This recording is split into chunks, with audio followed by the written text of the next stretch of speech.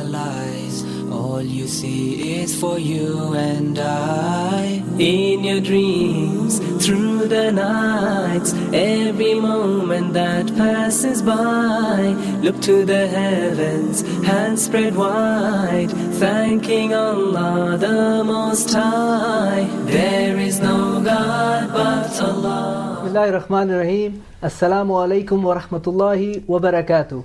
I welcome you all viewers to this program, iTeens World, with another episode, Empathy and Sympathy. And I have here young guests that will introduce themselves and we will start the program. Assalamu alaikum wa rahmatullahi wa barakatuh. My name is Abdul Mateen Yusuf. I'm 17 years old and I'm from India and I'm in year 12. MashaAllah. Assalamu alaikum. My name is Omar Tamsah. I'm in grade 11. I am 16 years of age. I'm from Canada with a Lebanese origin. MashaAllah. Assalamu alaikum. My name is Muhaymin Fudail. I'm from Malaysia. I'm 14 years of age and I'm in year 10. 10, MashaAllah. Again, we will talk, more, it's like a discussion where we will facilitate this topic, which is empathy and sympathy, to help acquire skills and discuss further on how in today's time we can apply those moral values that we learn from our religion through the Quran and Sunnah in terms of what empathy and sympathy is and how can we apply it. So I really want you to start by letting the viewers know, what do you think is empathy and sympathy? Yeah, we should define it first. Yeah. Empathy is when you put yourself in somebody else's shoes. Basically, you're feeling what he's feeling because you have had a previous... You felt it before. You had a previous experience. So what is sympathy? Sympathy is when you feel sorry for someone, but you're not really sure what he's feeling. You just understand them. You have never felt it before, but you just understand them. So can you give me examples of what, from real life? Let's take some example from your school, from your work, from your home. Well, first of all, I have a very good example about empathy, which has been prescribed to the whole ummah, which is fasting the holy month of Ramadan. In Ramadan, we fast for 30 days from dawn until sunset. We're feeling for the people that are always hungry and poor. And the less fortunate, yeah. Yeah. And then, it helps us build this skill. What do you think? For 30 days, does it really? But, do we not have to know about this to actually have this feeling? That's what I carry on from what he said, that people become much more involved in giving sadaqah during the month of Ramadan. Why? Because they know the how feeling feel, now. the exactly, feeling of hunger, how your brothers feel when you're hungry. Yeah. And the feeling when you don't have much to enjoy, you understand that now, and that's the blessing of Ramadan in the moral and physical and the mental capabilities that it gives you to understand such stuff. But empathy, like you said, is that feeling, right? But you also have to know what empathy is according to Islam. So this is one example. But some of the times we do fast, but we don't know this. We don't know that by doing this we will feel that empathy towards the people that don't eat. So how can we then do it? So it's really important. I really like your example, but I want to know more in terms of what else you think empathy is. I think empathy can also apply to, for example, in school you get when you see bullies bullying some kid over there, okay, you should know that is something wrong, and you should feel how bad the person who's getting bullied feels, and you should go and do something. For example, go and stop the police from hurting that person. Anti-bullying.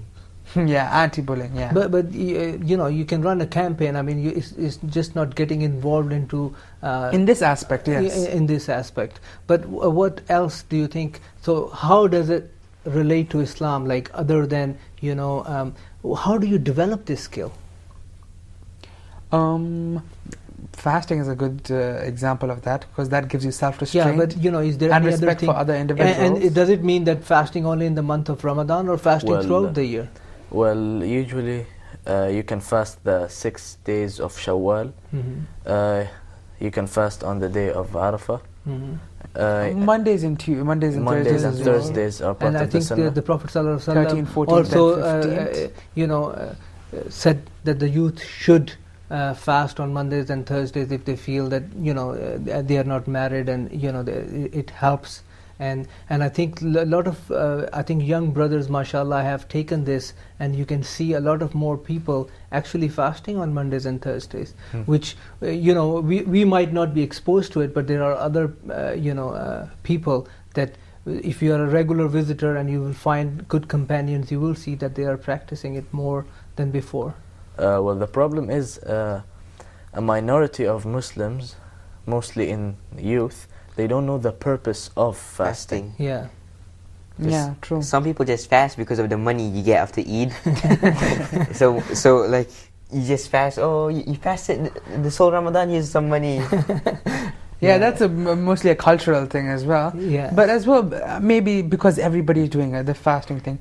Apart from the fasting thing, one should have an open mind to understand the people's feelings. And always, when I've heard the thing about empathy, when you're having arguments, basically, when that person's arguing and this person is arguing, whether it be in your family or your school or work or wherever, you should always try to put yourself in that person's shoes. For example, if my sister usually tells me that you're very rude to me and you always take my things, okay, I say no, I don't. But then when I got to think that from her perspective, that I am barging in her room and digging for stuff, or whether it be my pencils or something, yeah. So you should put yourself in other people's shoes, their point of view, in their point of view, so that you can stop I think, conflicts. it's not as other well people's shoe only, but also their point of view, but how they look at things. Yeah. Perhaps you are being just normal, but for the other person it might be different. Look at the bigger picture, like as we discussed before. Yeah, I think I went to a youth leadership camp outside to a place where they were not the most privileged kids, and they were saying, what would you know about our situation?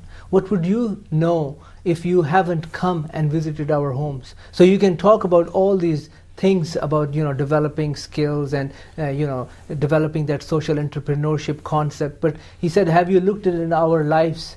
Then only. And that's why I remember the Sahaba and Umar radiallahu anhu, he's going at night and he's traveling through the city to see if people are in need or not. It's like going to them. There is one sadaqah that you just take the 10 dirhams that you have saved over the Eid and drop it into a box. But there is the other 10 dirhams that you actually go in that underprivileged area and you support something, you buy a bag, you buy some food, and you actually give it to that person who needs. And perhaps give it in a way that is not even, the person, it doesn't feel bad about it, doesn't feel, it's just like another gift. I think this is what it is. It's going to that place and giving that help, providing that support, rather than just I can perhaps take some money out and put it in that fund or that fund. But that is good. Nothing is wrong with this. But actually, empathy is when you actually go and visit and sit down with them, eat with them, and then you realize what they are facing. So we can always say things, from our perspective and looking at our way of life, which perhaps Allah subhanahu wa ta'ala has given us, the opportunity to be in a good situation. But there are other brothers and sisters all over the world that are suffering. But I think the topic of empathy and sympathy, I think that it can refer to people in a corporate or in a youth leadership kind of way, not only people that are needy and people who are less fortunate than us. For example, a person who, as a leader, you should have empathy for your for people below you who you're responsible for. Actually, they're not your subjects. You're responsible for them, and your job as a leader is to guide them, to take care of them, your people. Yeah. Exactly. Yeah. To nurture your people. Exactly. So you should, whenever we have meetings and discussions, when they argue, you say, no, I want to do this only. We're going to do it my way. That's not going to help anybody. You should be open. You should be having an open mind to listen to people. Yeah, I think this is part of the leadership development where you need to realize that difference between. I have a really good story on empathy. One of the Sahaba, radiallahu anh, he received a big chunk of meat for Eid as a gift. And he thought about his neighbors because they were a bigger family and they were needier than him. So he passed it on to them. And what they did was they thought of their neighbors, which were needier, and they passed it on to them. And it said that the big chunk of meat was passed, like it changed hands 7 times before it returned to the first person. Subhanallah, yeah. Yeah, that's caring for the others before yourself. Yeah, That's yeah. again is a hadith that a true Muslim is not a Muslim unless he loves for his brother what he loves for himself. Yeah, mashallah. And you know, you can see it in Umar radiallahu anhu's time that people were looking where they can give sadaqah, because you can't find people that were in He got need. rid of poverty. Yeah, subhanallah, it's amazing. And now in these times we have this opportunity where we feel that as youth we can do a lot of things, but we are not, because we really don't understand the meaning of empathy and sympathy. Coming back to that, in another perspective, in a daily perspective, I feel that another brother recently was telling me that I'm going to buy this expensive car. Okay, but I said, why do you need your expensive car? Okay, because I have the money and I want to buy it just to show it off. See, if you buy a normal car, okay, that is going to fulfill your needs, and you use that extra money that you saved in helping other people who are less fortunate than you, that will give you a lot of ajr in Jannah, and maybe even give you returns in this world. For example, there's a story that Brother Wasim, he showed me one of the videos when a person, a boy, he was reprimanded for stealing some medicines for his mother, but another man came and gave money to him. Yeah. Right? Yeah. And he bought the medicines even though he couldn't buy the medicines. This was a stranger, and he gave him some soup, vegetables that were. 30 years later, this man who had given the boy the money and the vegetables for the food because the boy was too poor to afford it, this man became sick and he was in hospital and there was a huge bill and his family couldn't pay. But turns out that this boy who he helped or actually became a doctor, well-renowned doctor, and he covered all his medical expenses and gave, and so it can come on full circle at the end of the day. Yeah, it can come a full circle. Yeah, subhanAllah. But again, we have to remember that all this empathy we are doing is part of our moral foundations, the ethics, the Islam. We're doing it for Allah subhanahu wa ta'ala, and He's the one who guides people's heart to do the good. And inshallah, I think, this is one of the things. There are many other stories that we can relate to, and we might have heard or we might have even experienced that relate to. We'll be taking a short break, and we'll be back with iTeens World, and we'll continue talking about empathy and sympathy. Look to the heavens, hands spread wide, thanking Allah the Most High. There is no God but Allah.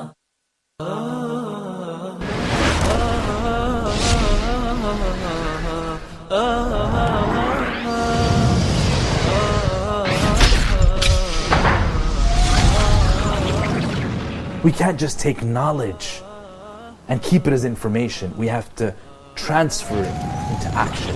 When he got up, he said one thing. Asalla nas? Did the people pray?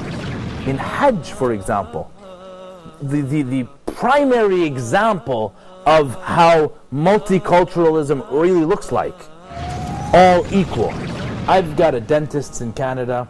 Even though he's ripping holes in my teeth, he's got great akhlaq. I love visiting him. Identify the issue. Analyze it. Challenge it. And then try again. Because if you fail, big deal. Try again and keep trying.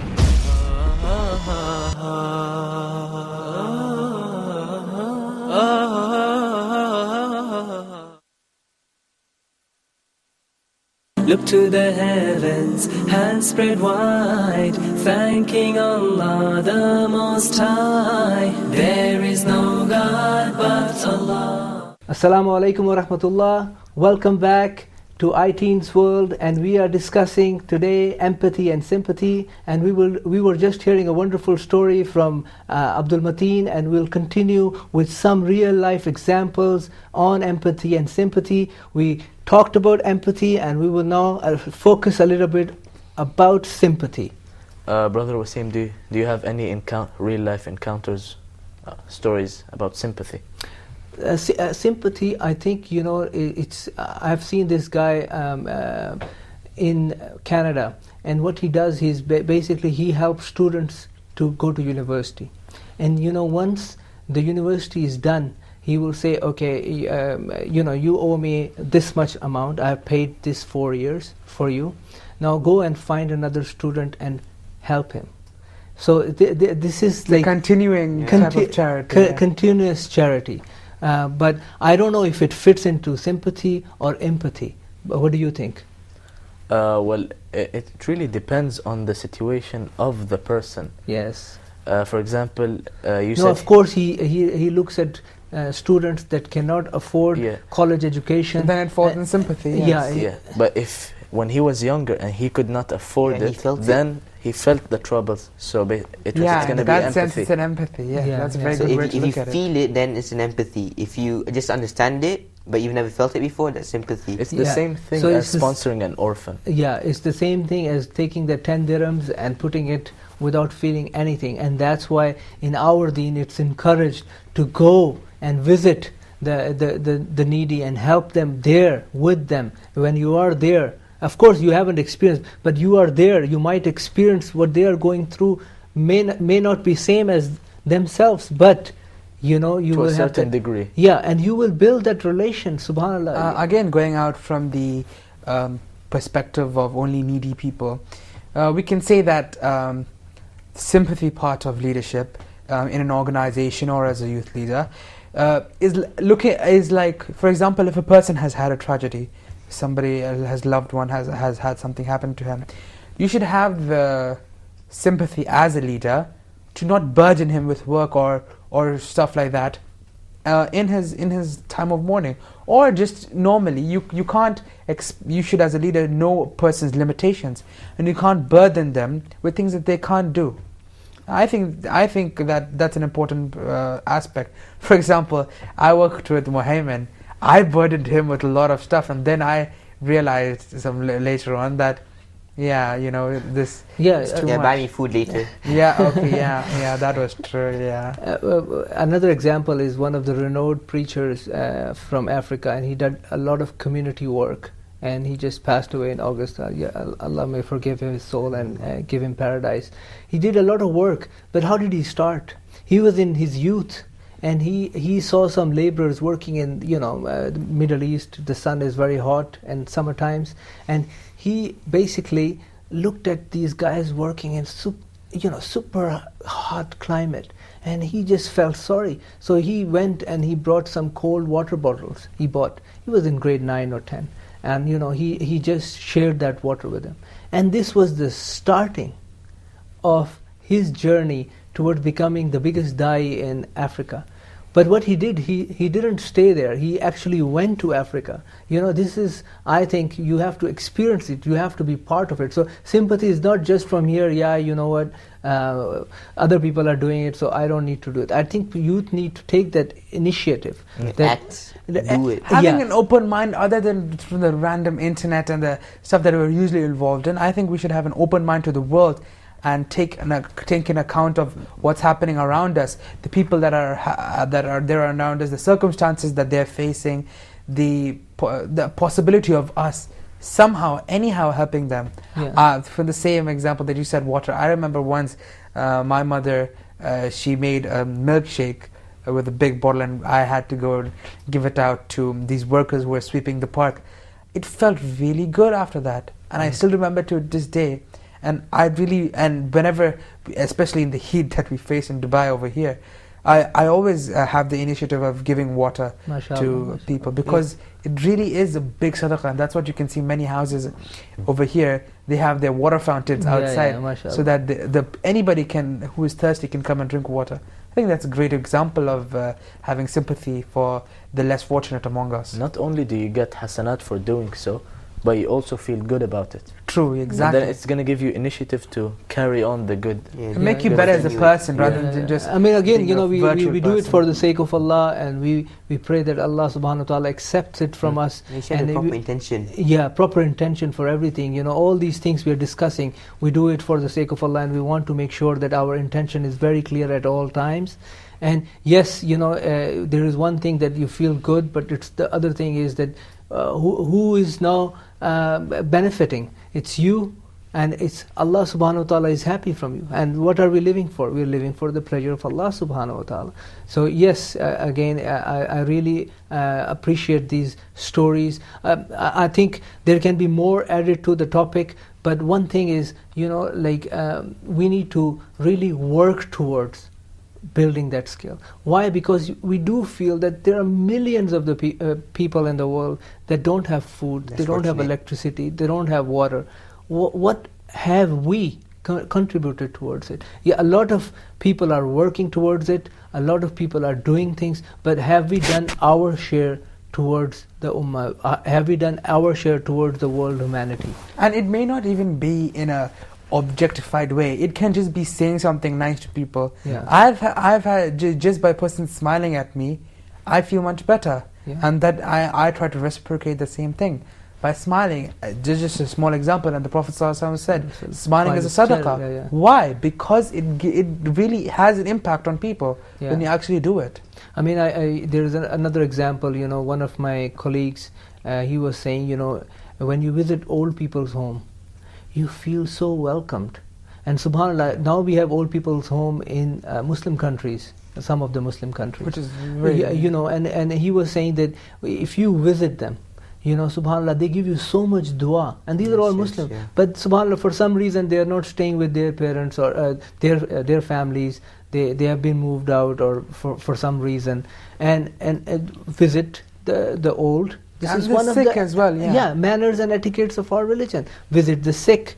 I mean, they arrange visits for school children to go and visit during Eid times, exchange I remember gifts. when I was sick a couple of years ago and I had to spend around 2 months in the hospital. When people came to visit, it really is something. I mean, there's no word to describe it. My entire day I used to sit in my bed because I couldn't move because of all these wires attached to me and all these tubes filling with saline water and whatever that is there. Okay, your day really brightens up when somebody comes. Yeah. That's an important fact that I think we need to encourage among youth as well as other people. Yeah, Muhim, I think Malaysia and Indonesia, mashallah, they are doing a lot of projects for wells because a lot of people don't have that water supply. Do you have come across certain projects? I've never heard of this. Yeah? If you could tell me more, that'd be nice. Yeah. But Wasim, I think Malaysia is a place with a lot of water. Is there? No, Indonesia, I think maybe the wells. Possibly. Because I know that there is one of the brothers is from Singapore and he builds wells. And they do a lot of work in Africa, but they are recently doing in that area. So I'm not sure. Maybe it's the Indonesian. Honestly, I don't know much about Malaysia because I've lived here for all my life. So anything in Malaysia is like, that's not me. So you know more about the Middle East than Yes, Malaysia. because it's my life here. Yeah. I spent my whole life here. MashaAllah.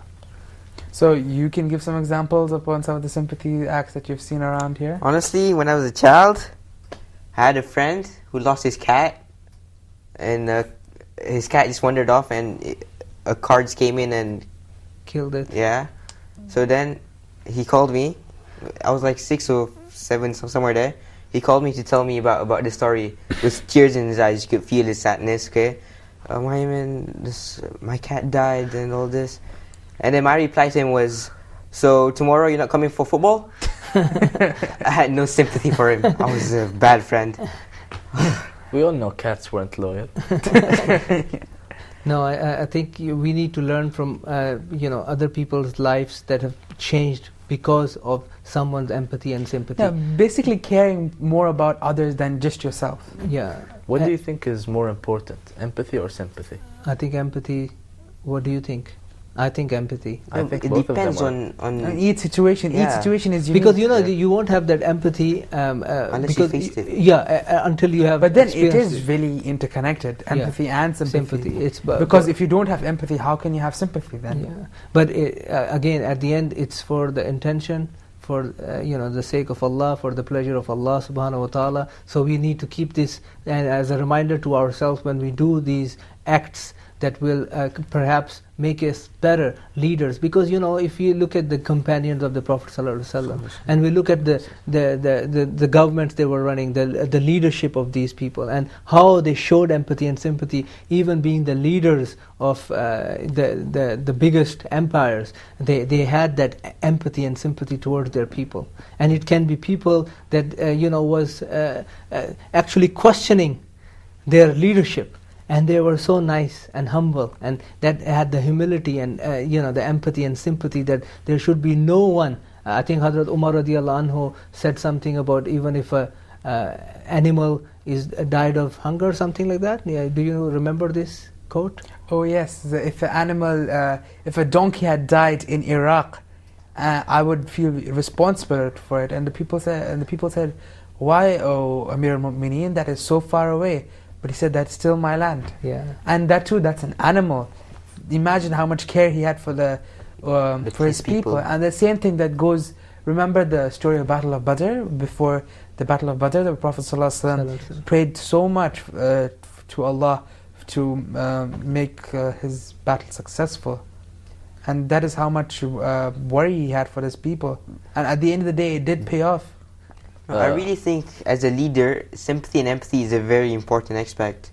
Because if you don't understand the view of your people, then you won't because be a at good the end of the leader. day, you won't make life better for them. Yeah, because you don't really know what they're going through. Mm-hmm. So if you know what they're going through, then you know how to fix the Yeah, the people issues. are not robots, okay, yeah. I remember during the time of the Prophet, where it was in a fight, in a battle.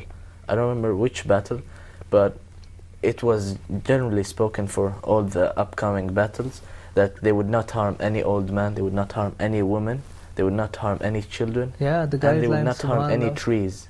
Like they had sympathy especially for The other people, non-humans. yeah. The Plants. war is not just going and rampaging against some people. Yeah. Yeah. Subhanallah. Thank you very much. I would like this opportunity again. Thank you, Allah Thank subhanahu you. wa ta'ala, for giving us the opportunity to discuss this subject. It was very interesting thoughts, some good stories to share. Thank you, brother. And, thank you, Jazakallah Khair. And I would like to thank you, viewers, for watching the program, iTeens World, and our topic today was empathy and sympathy. I hope there were some learning outcomes from today's program, and I wish, inshallah, we'll continue with more episodes where we can actually see these skills that we are acquiring, the knowledge we are acquiring, putting it into real practice.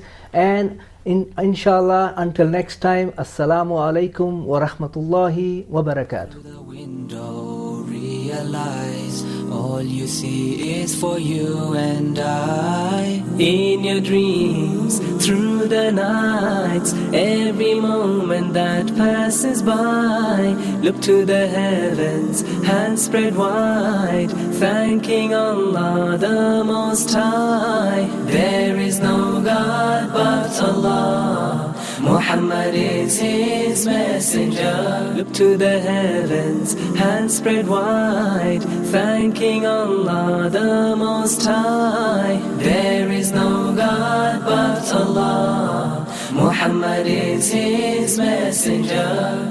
There is no God but Allah, Muhammad is His messenger.